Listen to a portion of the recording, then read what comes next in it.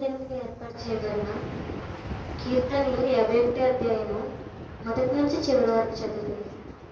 దేవా, నీ కృప చొప్పున నన్ను కరుణింపుము, నీ వాత్సల్య బాహుల్యము చొప్పున నా అతిక్రమములను తుడిచివేయుము.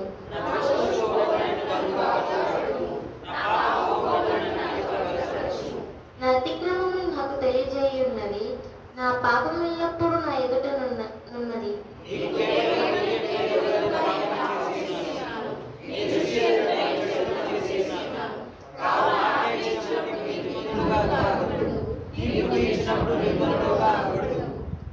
నేను పాపంలో పుట్టిన వాడను, పాపంలోనే నా తల్లి నన్ను గర్భమున ధరించింది.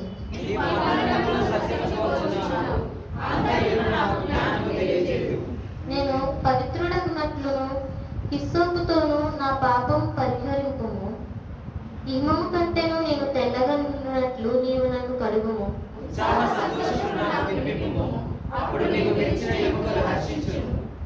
నా పాపములకు విముక్తుడవు కమ్ము, నా దోషములన్నిటిని తుడిచివేయుము.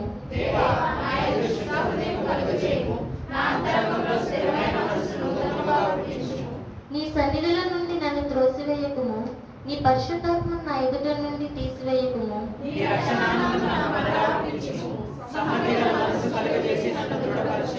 అప్పుడు అతిక్రమం చేయువారికి నీ త్రోవలను బోధించదను, పాపులను నీ తట్టు తిరుగుదురు.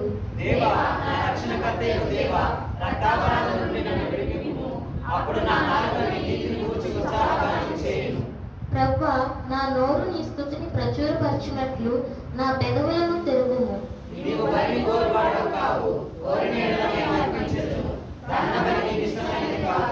విరిగిన మనస్సే దేవునికి ఇష్టమైన బలులు. దేవా, విరిగి నలిగిన హృదయమును నీవు అలక్ష్యము చేయవు.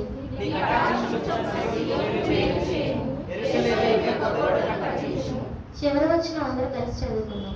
అప్పుడు నీ తీర్పులపైన బలులను, దహన బలులను, సర్వాత్మ హోమములను నీవాలి. అప్పుడు జనులు నీ బలిపీఠం మీద కోడి అర్పించదు. ఈ చిన్న వాక్యం గురించి